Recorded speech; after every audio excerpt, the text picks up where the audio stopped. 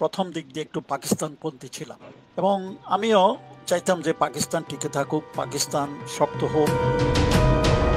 অবশেষে নানান জল্পনা কল্পনার অবসান ঘটিয়ে ৪৯ বছর পর মেজর ডালিমের পরপরই এবার প্রকাশ্যে আসলেন সেনাবাহিনীর সাবেক সামরিক কর্মকর্তা লেফটেন্যান্ট কর্নেল অবসরপ্রাপ্ত এম রাশেদ চৌধুরী। আজ বর্তমান চলমান লাইভে প্রবাসী সাংবাদিক ইলিয়াস হোসেনের সাথে যুক্ত হয়েছেন তিনি। এ সময় তিনি বলেন, তিনি প্রথমে পাকিস্তানের পক্ষে ছিলেন মুক্তিযুদ্ধে, কিন্তু পরবর্তীতে তিনি বাংলাদেশের পক্ষে যুদ্ধ অংশ নিয়েছেন।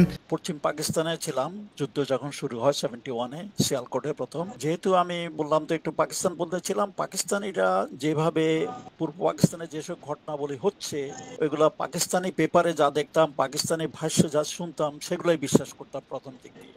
এবং আমিও চাইতাম যে পাকিস্তান টিকে থাকুক, পাকিস্তান শক্ত হোক, এরকম আমার একটা ইচ্ছা ছিল।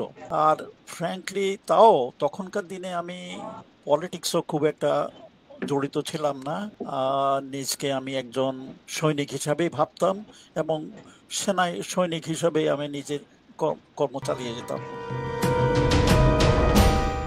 সরকারের পালাবদলে হারিয়ে যাওয়া সাবেক সামরিক কর্মকর্তাদের প্রকাশ্যে আসা নিয়ে দেশ জুড়ে চলছে নানা আলোচনা। ১৯৭৫ সালের ১৫ আগস্ট সপরিবারে শেখ মুজিবুর রহমানকে হত্যার দায়ে মৃত্যুদণ্ডপ্রাপ্ত আসামি লেফটেন্যান্ট কর্নেল অবসরপ্রাপ্ত এম রাশেদ চৌধুরী ১৯৬৯ সালে বাংলাদেশ সেনাবাহিনীতে যোগদান করেন তিনি। ১৯৭৬ সালে দ্বিতীয় সচিব হিসেবে জেদ্দায় বাংলাদেশ মিশনের দায়িত্ব পান। Nairobi, Thailand, Libya, Germany, Kuala Lumpur, Brasilia, Nigeria ও কানাডায় কূটনৈতিক চাকরিতে নিয়োজিত ছিলেন তিনি।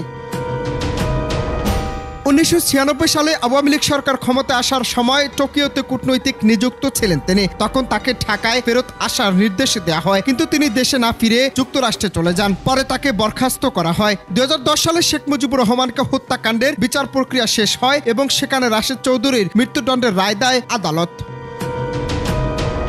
সে সময় সরকার চাঁদপুর জেলার হাজীগঞ্জ উপজেলার রাশেদ চৌধুরীর ১.১৫ একর জমি জব্দ করে। বর্তমানে তিনি যুক্তরাষ্ট্রের Los Angeles, Chicago, Seattle, Atlanta, ক্যালিফোর্নিয়ার বিভিন্ন শহরে বসবাস করে আসছেন। তবে তাকে ফেরত নিয়ে আসতে বাংলাদেশ সরকার আনুষ্ঠানিকভাবে মার্কিন যুক্তরাষ্ট্রের সাথে বারবার যোগাযোগ করেও ব্যর্থ হয়েছে।